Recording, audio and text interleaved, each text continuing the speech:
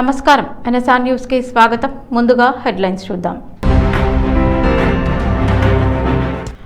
బేరసారాలు చేయడానికే దరఖాస్తుల ప్రజలు ఆఫీసుల చుట్టూ ఎందుకు తిరగాలి? 22A భూములపై హరీష్ రావు సీరియస్.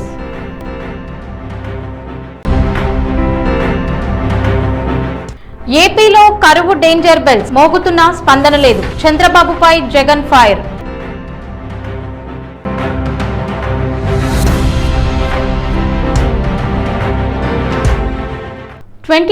నిషేధిత జాబితాలో భూముల చేరికపై మాజీ మంత్రి బీఆర్ఎస్ నేత హరీష్ రావు తీవ్ర స్థాయిలో స్పందించారు. కూకట్పల్లిలో 22A బాధితులతో నిర్వహించిన సమావేశంలో ఆయన ప్రభుత్వ తీరుపై ప్రశ్నలు సంధించారు.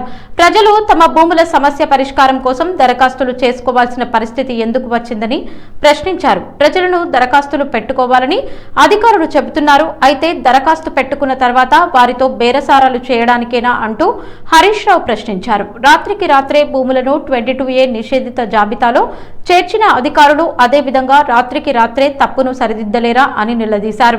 తమ భూములు 22A జాబితాలోకి వెళ్లడంతో ఎంతో మంది ప్రజలు ఇబ్బందులు పడుతున్నారని హరీష్ రావు అన్నారు. భూములు ఉన్నప్పటికీ వాటిపై హక్కులు వినియోగించుకోలేక రిజిస్ట్రేషన్లు చేసుకోలేక ప్రజల ఆఫీసుల చుట్టూ తిరగాల్సిన పరిస్థితి ఏర్పడిందని విమర్శించారు. ప్రభుత్వం చేసిన తప్పుకు ప్రజలు ఎందుకు మూల్యం చెల్లించుకోవాలని ప్రశ్నించిన హరీష్ రావు సమస్యను సృష్టించిన అధికారులే దాన్ని పరిష్కరించాల్సిన బాధ్యత ఉందన్నారు. ప్రజలు పదే పదే కార్యాలయాల చుట్టూ తిరిగేలా చేయకుండా 22A జాబితాలో తప్పుగా చేర్చిన భూములను వెంటనే పరిశీలించి తొలగించాలని డిమాండ్ చేశారు. ప్రజలెందుకు ఆఫీసుల చుట్టూ తిరగాలి? నువ్వు తప్పు చేసి 22Aలో పెట్టినవు గనక, ఏది పెట్టినవో నీకు తెలుసు గనక దాన్ని తొలగించాల్సిన బాధ్యత కూడా మీ మీదే ఉంది అని చెప్పి కూడా నేను ప్రభుత్వాన్ని డిమాండ్ చేస్తా ఉన్నా. ఎందుకు ఇంత ఆలస్యం చేస్తున్నారు? రాత్రికి రాత్రి 22Aలో పెట్టిన వాళ్ళు మరి అదే రాత్రికి రాత్రి తొలగించి మీ పాపాలను కడుక్కోవాలి కదా, మీ తప్పులను మీరు సరి చేసుకోవాలి కదా. ఇలా ముఖ్యమంత్రి గారి, రెవెన్యూ మంత్రి గారి బ్రోకర్లు, ఏజెంట్లు ఇలా తిరుగుతా ఉన్నారు. మేము 22A తీపిస్తాం, మాకెంత ఇస్తారు, వాట్ ఈస్ ద పర్సంటేజ్ అని. నేను మీ అందరికి మనవి చేసేది ఒక్కటే, మీకు మంచి ఎమ్మెల్యే గారు, మీ ఇంట్లో ఒక కుటుంబ సభ్యుల్లాగా, మీలో ఒకటిలాగా తలలో నాలుకలాగుండే ఎమ్మెల్యే కృష్ణారావు గారు ఉన్నారు. మీరెవ్వరూ అధైర్యపడాల్సిన అవసరం లేదు. ఒక్క రూపాయి కూడా మీరు ఎవరికి ఇవ్వద్దు. బ్రోకర్లను ఆశ్రయించకండి. ఈ ప్రభుత్వం మెడలు వంచి మీ ఆస్తుల్ని కాపాడే బాధ్యత మాది. 22A నుంచి తొలగించేదాకా కృష్ణారావు గారితో పాటు కేసీఆర్ గారు, మొత్తం బీఆర్ఎస్ పార్టీ మీకు అండగా ఉంటది అని చెప్పి నేను మనవి చేస్తా ఉన్నా. ఆంధ్రప్రదేశ్లో వర్షపాతం లోటుపై మాజీ ముఖ్యమంత్రి వైఎస్ జగన్మోహన్ రెడ్డి ఆందోళన వ్యక్తం చేశారు. రాష్ట్రంలో కరువు పరిస్థితులకు డేంజర్ బెల్స్ మోగుతున్న ముఖ్యమంత్రి చంద్రబాబు నాయుడు నుంచి ఎలాంటి స్పందన లేదని విమర్శించారు. రాష్ట్రంలో కరువు తీవ్రంగా మారుతున్న సంకేతాలు కనిపిస్తున్నాయని వైఎస్ జగన్ అన్నారు. జూన్ నుంచి ఆగస్టు 26 వరకు రాష్ట్రంలో సాధారణంగా 394 మిల్లీలీటర్ల వర్షపాతం నమోదు కావాల్సి ఉండగా ఇప్పటి వరకు కేవలం 189 మిల్లీమీటర్ల వర్షపాతం మాత్రమే నమోదైంది ని తెలిపారు. దీంతో రాష్ట్ర వ్యాప్తంగా వర్షపాతం లోటు తీవ్రంగా ఉందని జగన్ పేర్కొన్నారు. మొత్తం 688 మండలాలకు గాను 625 మండలాల్లో లోటు వర్షపాతం కనిపిస్తోందని వెల్లడించారు. జిల్లాల వారీగా పరిస్థితిని పరిశీలిస్తే రాష్ట్రంలోని మొత్తం 28 జిల్లాల్లోనూ వర్షపాతం లోటు ఉందని జగన్ తెలిపారు.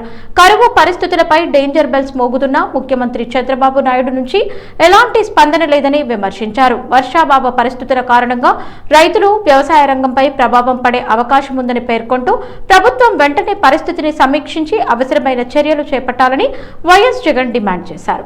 ఇంత తీవ్రంగా కూడా కరువు ఉన్నప్పటికీ కూడా చంద్రబాబు నాయుడు గారు ఆ కరువు ఇంత తీవ్రంగా ఉంది అని చెప్పి దానికి సంబంధించిన డేంజర్ బెల్స్ మోగుతా ఉన్నా కూడా ఆయన దగ్గర నుంచి స్పందన కనిపించని పరిస్థితి ఈరోజు రాష్ట్రంలో ఉంది. ఇవాళకి రాష్ట్రంలో రాష్ట్ర వ్యాప్తంగా వర్షపాతం లోటు అంటే జూన్, జూలై, ఆగస్టు నెల 20, ఆగస్టు 25, 26 తారీఖు దాకా తీసుకుంటే -52% రాష్ట్రంలో ఈ రోజు వర్షపాతం లోటు ఇంత తీవ్రంగా కనిపిస్తా ఉన్నా కూడా కోస్తాంధ్రలో -47.18%, రాయలసీమలో -52.36%. ఏ జిల్లా చూసినా కూడా లోటు కనిపిస్తా ఉన్న పరిస్థితి. కానీ ఇంత దారుణమైన పరిస్థితి ఉన్నా కూడా చంద్రబాబు నాయుడు గారు కుంభకర్ణుడిని తలపిస్తూ నిద్ర నటిస్తూనే ఉన్నాడు తప్ప రైతులకు మంచి చేసే కార్యక్రమాలు ఇంతవరకు ఏది కూడా చేస్తూ అడుగులు పడలేదు. జయశంకర్ జిల్లా భూపాల్పల్లి నియోజకవర్గంలోని రేగొండ మండలంలో దమ్మన్నపేట, దుంపుల్లపల్లి, రేగొండ గ్రామాల రైతు వేదికలలో మడతపల్లి ప్రభుత్వ పాఠశాల ఆవరణలో నిర్వహించిన కార్యక్రమాల్లో భూపాల్పల్లి శాసనసభ్యులు గండ్ర సత్యనారాయణరావు పాల్గొని అర్హులైన లబ్ధిదారులకు స్మార్ట్ రేషన్ కార్డులను పంపిణీ చేశారు. ఈ సందర్భంగా ఎమ్మెల్యే మాట్లాడుతూ రాష్ట్ర ప్రభుత్వం పేద ప్రజల సంక్షేమాన్ని లక్ష్యంగా చేసుకుని అనేక ప్రజాహిత కార్యక్రమాలను అమలు చేస్తోందన్నారు. ప్రతి అర్హత గల కుటుంబానికి ఆహార భద్రత కల్పించాలనే లక్ష్యంతో స్మార్ట్ రేషన్ కార్డులను అందిస్తున్నట్లు తెలిపారు. గతంలో ఎన్నో సంవత్సరాలుగా రేషన్ కార్డుల కోసం ఎదురు చూసిన కుటుంబాలకు కాంగ్రెస్ ప్రభుత్వం న్యాయం చేస్తోందని పేర్కొన్నారు. స్మార్ట్ రేషన్ కార్డుల ద్వారా పారదర్శకంగా ప్రజలకు ప్రభుత్వ సంక్షేమ పథకాల ప్రయోజనాలు అందుతాయని అన్నారు. ముఖ్యమంత్రి రేవంత్ రెడ్డి నాయకత్వంలోని కాంగ్రెస్ ప్రభుత్వం మహిళల అభివృద్ధి, రైతుల సంక్షేమం, పేదల జీవన ప్రమాణాల మెరుగుదలకు కట్టుబడి పనిచేస్తోందని ఎమ్మెల్యే పేర్కొన్నారు. ప్రభుత్వం చేపడుతున్న సంక్షేమ అభివృద్ధి కార్యక్రమాలను ప్రజలు సద్వినియోగం చేసుకోవాలని ఆయన కోరారు. ఈ కార్యక్రమాల్లో ప్రజాప్రతినిధులు, సంబంధిత శాఖ అధికారులు, కాంగ్రెస్ పార్టీ నాయకులు, కార్యకర్తలు మరియు గ్రామస్తులు పెద్ద సంఖ్యలో పాల్గొన్నారు. ఈరోజు ఈ స్మార్ట్ కార్డు వల్ల సన్న బియ్యం మీరు ఎక్కడ అవసరం ఉండి వ్యవసాయ కూలీలు వరంగల్, హైదరాబాద్, ఇతర ప్రాంతాల్లో లేకపోతే తీర్థయాత్రలకు పోయి కార్డు పట్టుకొని మనం బియ్యం అక్కడ తీసుకోవాలనుకున్నా కూడా దారిలో ఏ రేషన్ షాపులో అయినా కూడా మీరు సన్న బియ్యం తీసుకునే అవకాశాన్ని కూడా ఈ స్మార్ట్ కార్డు ద్వారా కల్పించడం జరిగిందనే విషయాన్ని మీకు ఈ సందర్భంగా తెలియజేస్తున్నాం. రాష్ట్ర ఆర్థిక పరిస్థితి ఆరోగ్యకరంగా లేకున్నా అందులో ఈరోజు సన్న బియ్యానికి 14,000 కోట్లు, ఆడబిడ్డలకు ఉచిత బస్సు ప్రయాణం కొరకు 400 కోట్లు, నెలకి 3,900 కోట్లు మీరు ఇంట్లో వాడుకునే కరెంటు కానీ, రైతులు వాడుకునే కరెంటు కానీ విద్యుత్ సంస్థ కడుతున్నాం. అదే రకంగా 21,000 కోట్లు రుణమాఫీ, 26,70,000 మందికి 2 లక్షల రుణమాఫీ చేశాం. వరంగల్ ఎంజీఎం ఆసుపత్రిలో సిబ్బంది నిర్లక్ష్యం మరోసారి బయటపడింది. అత్యవసర విభాగం నుంచి ఎక్స్రే కోసం వెళ్లాల్సిన ఓ పేషెంట్ కి వీల్ చైర్ అందుబాటులో లేకపోవడంతో బంధువులే భుజాలపై ఎత్తుకుని తీసుకెళ్లాల్సిన పరిస్థితి ఏర్పడింది. ఈ ఘటనపై పేషెంట్ బంధువులు తీవ్ర ఆగ్రహం వ్యక్తం చేస్తున్నారు. వరంగల్ ఎంజీఎం ఆసుపత్రిలో పేషెంట్లకు కనీస సౌకర్యాలు అందడం లేదంటూ మరోసారి ఆరోపణలు వెల్లువెత్తుతున్నాయి. క్యాజువాలిటీ విభాగంలో ఉన్న ఓ పేషెంట్ ను ఎక్స్రే కోసం తీసుకెళ్లాల్సి వచ్చింది. అయితే పేషెంట్ ని తరలించేందుకు వీల్ చైర్ అందుబాటులో లేకపోవడంతో చివరకు బంధువులే పేషెంట్ ని భుజాలపై ఎత్తుకుని తీసుకెళ్లారు. పేషెంట్ కేర్ సిబ్బంది, వార్డ్ బాయ్లు అందుబాటులో లేకపోవడంతోనే ఈ పరిస్థితి ఏర్పడిందని పేషెంట్ బంధువులు ఆరోపిస్తున్నారు. అత్యవసర చికిత్స కోసం ఆసుపత్రికి వచ్చే రోగులకు కనీసం వీల్ చైర్ కూడా అందుబాటులో లేకపోవడం ఏంటని ప్రశ్నిస్తున్నారు. ఎంజిఎం ఆసుపత్రిలో గతంలోనూ సిబ్బంది నిర్లక్ష్యానికి సంబంధించిన ఘటనలు వెలుగులోకి వచ్చినా పరిస్థితిలో మార్పు కనిపించడం లేదని పేషెంట్ల బంధువులు మండిపడుతున్నారు. అధికారులు ఎన్నిసార్లు హెచ్చరించినా ఇలాంటి ఘటనలు పునరావృతం కావడం తీవ్ర ఆందోళన కలిగిస్తోందని అంటున్నారు. ప్రభుత్వ ఆసుపత్రికి వచ్చే పేద, మధ్యతరగతి ప్రజలకు మెరుగైన వైద్యం, కనీస సౌకర్యాలు అందేలా చర్యలు తీసుకోవాలని డిమాండ్ చేస్తున్నారు. బాధ్యులపై చర్యలు తీసుకోవడంతో పాటు ఆసుపత్రిలో పేషెంట్ కేర్, వార్డ్ బాయ్లు, వీల్ చైర్లు, స్ట్రెచ్చర్లు అందుబాటులో ఉండేలా అధికారులు తక్షణ చర్యలు చేపట్టాలని కోరుతున్నారు. ఆదివారం రాత్రి కారు ఢీకొన్న ఘటనలో గాయపడిన ఇంటెలిజెన్స్ కానిస్టేబుల్ శ్రీనివాస్ చికిత్స పొందుతూ మృతి చెందాడు. వరంగల్ నగరంలోని దేశాయపేటకు చెందిన శ్రీనివాస్ ఇంటెలిజెన్స్ విభాగంలో వరంగల్ పోలీస్ కమిషనరేట్ లో విధులు నిర్వహిస్తున్నారు. ఆదివారం తన మిత్రుని కలిసేందుకు హంటర్ రోడ్ వద్ద వేచి ఉండగా కారు వేగంగా ఢీకొనడంతో ఆసుపత్రికి తరలించారు. మెరుగైన వైద్యం కోసం హైదరాబాద్ తరలించినప్పటికీ శ్రీనివాస్ మృతి చెందాడు. శ్రీనివాస్ మృతికి మద్యంతో పాటు ర్యాష్ డ్రైవింగ్ చేసిన రాజును కఠినంగా శిక్షించాలని మృతుడి బంధువులు కోరుతున్నారు. శ్రీనివాస్ కి భార్య శ్వేత, హర్షిత్ మరియు ఆశిష్ ఇద్దరు పిల్లలున్నారు. బీహార్లో 70వ బీపీఎస్పీ పరీక్షల అవకతవకల అంశం మరోసారి వివాదానికి దారితీసింది. పరీక్షలను రద్దు చేయాలని డిమాండ్ చేస్తూ నిరసనలు చేస్తున్న విద్యార్థులకు మద్దతుగా ప్రధాని నరేంద్ర మోదీ రాజీనామా చేయాలంటూ పోస్టర్ పట్టుకున్న 6 ఏళ్ల బాలుడిని పోలీసులు అదుపులోకి తీసుకున్నారనే ఆరోపణలు కలకలం రేపుతున్నాయి. బీహార్లో 70వ బీపీఎస్పీ పరీక్షల్లో అవకతవకలు జరిగాయని ఆరోపిస్తూ విద్యార్థులు ఆందోళనలు కొనసాగిస్తున్నారు. పరీక్షలను రద్దు చేసి మళ్లీ నిర్వహించాలని వారు డిమాండ్ చేస్తున్నారు. ఈ నిరసనలకు మద్దతుగా ఓ 6 ఏళ్ల బాలుడు ప్రధాని నరేంద్ర మోదీ రాజీనామా చేయాలంటూ రాసిన పోస్టర్ను పట్టుకున్నాడు. అయితే ఆ బాలుడిని బీహార్ పోలీసులు అదుపులోకి తీసుకున్నారనే వార్తలు ఇప్పుడు రాజకీయంగా తీవ్ర చర్చకు దారితీశాయి. డబుల్ ఇంజిన్ బీజేపీ ప్రభుత్వ హయాంలో విద్యార్థులు తమ హక్కుల కోసం ఆందోళన చేస్తుంటే ఒక చిన్న బాలుడిని కూడా పోలీసులు అదుపులోకి తీసుకోవడం ఏమిటంటూ ప్రతిపక్షాలు, విద్యార్థి సంఘాలు ప్రశ్నిస్తున్నాయి.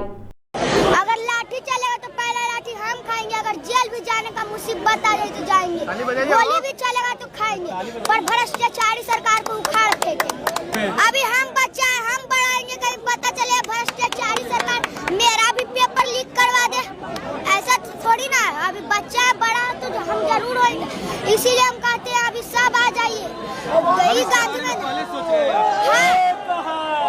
आज सब किसान नौजवान लोग सब आएंगे, डरेंगे हम लोग क्यों? हम लोग डरने वाले नहीं है, भ्रष्टाचारी सरकार को उखाड़ फेंकेंगे। आदित्य कुमार नहीं रेंट लेकर आते पटना पुनाई चक मोहनपुर गली अपना प्रॉपर घर वो गया जिला अतरी थाना ग्राम मोहम्मद। హైదరాబాద్ జూబ్లీ హిల్స్ లో జేఆర్సీ కన్వెన్షన్ లో మాజీ మంత్రి కాసు కృష్ణారెడ్డి మాతృమూర్తి కాసు శేషమ్మ దశదిన కర్మ కార్యక్రమం జరిగింది. ఈ కార్యక్రమానికి తెలంగాణ ముఖ్యమంత్రి రేవంత్ రెడ్డి హాజరై శేషమ్మ చిత్రపటానికి పుష్పాంజలి ఘటించారు. జూబ్లీ హిల్స్ జేఆర్సీ కన్వెన్షన్ లో నిర్వహించిన కాసు శేషమ్మ దశదిన కర్మ కార్యక్రమానికి ముఖ్యమంత్రి రేవంత్ రెడ్డి హాజరయ్యారు. మాజీ మంత్రి కాసు కృష్ణారెడ్డి కుటుంబ సభ్యులను సీఎం పరామర్శించి తన సానుభూతిని తెలిపారు. అనంతరం కాసు శేషమ్మ చిత్రపటానికి పుష్పాంజలి ఘటించిన ముఖ్యమంత్రి ఆమెకు నివాళులర్పించారు. కుటుంబ సభ్యులతో కొద్దిసేపు మాట్లాడి వారి యోగక్షేమాలను అడిగి తెలుసుకున్నారు. ఈ కార్యక్రమంలో పలువురు రాజకీయ ప్రముఖులు, నాయకులు, కుటుంబ సభ్యులు, సన్నిహితులు పాల్గొని కాసు శేషమ్మకు నివాళులర్పించారు. జెన్జీ అనే పదమే లేదని, జెన్జీ పేరుతో ఎలాంటి కమ్యూనిటీ లేదని తెలంగాణ బీజేపీ రాష్ట్ర అధ్యక్షుడు రామచంద్రరావు చేసిన వ్యాఖ్యలు ఇప్పుడు రాజకీయంగా చర్చనీయాంశంగా మారాయి. జెన్జీ అనేది అర్బన్ నక్సల్స్, ఆల్ట్రా లెఫ్టిస్టులు సృష్టించిన పదమంటూ ఆయన చేసిన వ్యాఖ్యలపై సోషల్ మీడియాలో విమర్శలు వెల్లువెత్తుతున్నాయి. తెలంగాణ బీజేపీ రాష్ట్ర అధ్యక్షుడు రామచంద్రరావు జెన్జీలపై సంచలన వ్యాఖ్యలు చేశారు. జెన్జీ అనే పదం లేదని, దాని పేరుతో ఎలాంటి కమ్యూనిటీ కూడా లేదని ఆయన అన్నారు. దేశంలో ఉన్నది యువ భారత్ మాత్రమేనని రామచంద్రరావు వ్యాఖ్యానించారు.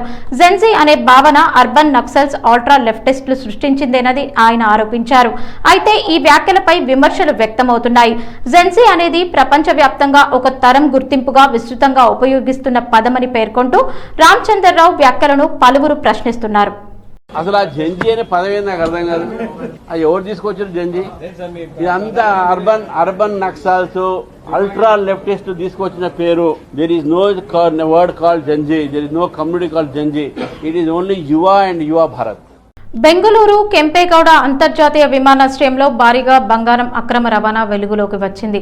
ఏకంగా నోటిలో బంగారు క్యాప్సూల్స్ దాచుకొని ప్రయాణిస్తున్న ఓ వ్యక్తిని సిఐఎస్ఎఫ్ సిబ్బంది పట్టుకున్నారు. ఈ ఘటన ఎయిర్పోర్ట్లో కలకలం రేపింది. దుబాయ్ నుంచి బెంగళూరుకి వచ్చిన ఓ ప్రయాణికుడు అక్కడి నుంచి గజియాబాద్ వెళ్లేందుకు సిద్ధమయ్యాడు. అయితే ప్రయాణికుడు కదలికలపై అనుమానం రావడంతో సిఐఎస్ఎఫ్ సిబ్బంది తనిఖీలు నిర్వహించారు. తనిఖీల్లో షాకింగ్ విషయం బయటపడింది. ప్రయాణికుడు తన నోటిలో 2 బంగారు క్యాప్సూల్స్ దాచుకున్నట్లు అధికారులు గుర్తించారు. వాటిని బయటకు తీయగా మొత్తం సుమారు 82 గ్రాముల బంగారం ఉన్నట్లు గుర్తించారు. పట్టుబడిన ప్రయాణికుడిని మొహమ్మద్ సిరాజ్ గా గుర్తించారు. దుబాయ్ నుంచి బంగారాన్ని అక్రమంగా తీసుకొచ్చి బెంగళూరు మీదుగా గజియాబాద్ తరలించేందుకు ప్రయత్నించినట్లు అధికారులు అనుమానిస్తున్నారు. నోటిలోనే బంగారు క్యాప్సూల్స్ దాచుకుని ఎయిర్పోర్ట్ నుంచి బయటపడేందుకు ప్రయత్నించడం ఇప్పుడు చర్చనీయాంశంగా మారింది. బంగారాన్ని స్వాధీనం చేసుకున్న అధికారులు ప్రయాణికుడిపై తదుపరి చర్యలు చేపట్టారు. వార్తలు ముగించే ముందు హెడ్లైన్స్ మరోసారి. బేరసారాలు చేయడానికే దరఖాస్తుల, ప్రజలు ఆఫీసుల చుట్టూ ఎందుకు తిరగాలి? 22A భూములపై హరీష్ రావు సీరియస్.